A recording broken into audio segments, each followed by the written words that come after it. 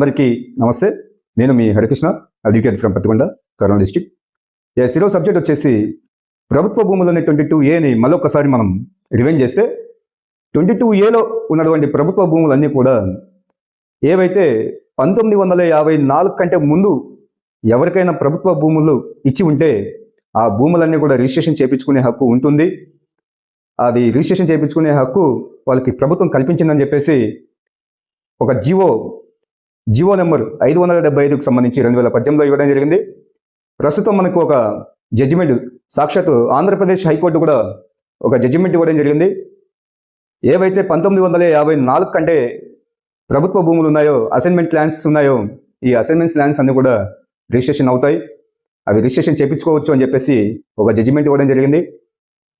So మీరు కూడా 1950 కంటే ముందు మీ దగ్గర మీకు ప్రభుత్వ భూములు అసైన్మెంట్స్ ల్యాండ్స్ ఉంటే అవి ప్రస్తుతం 22Aలో ఉంటే వాటిని వెంటనే మీరు సంబంధిత రెవెన్యూ అధికారుల దృష్టికి తీసుకుపోయి, సంబంధిత కలెక్టర్ దృష్టికి తీసుకుపోయి ఆ 22 జాబితా నుంచి తొలగించుకొని మీరు రిజిస్ట్రేషన్ చేయించుకునే హక్కు మీకుంది. ఇది నేను చెప్పడం లేదు, మనకి హైకోర్టు జడ్జిమెంట్లోనే మనకి ఇక్కడ హైకోర్టు జడ్జిమెంటే ఇవ్వడం జరిగింది.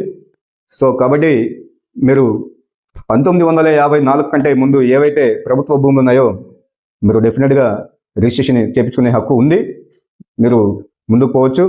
సో ఇంకా ఇలాంటివి న్యాయ సలహాలకు సంబంధించి ఏమైనా కావాలంటే కూడా నాకు కింద మెసేజ్ చేయండి, ఫాలో చేయండి, లైక్ చేయండి, ప్రయత్నం చేస్తా. Thank you.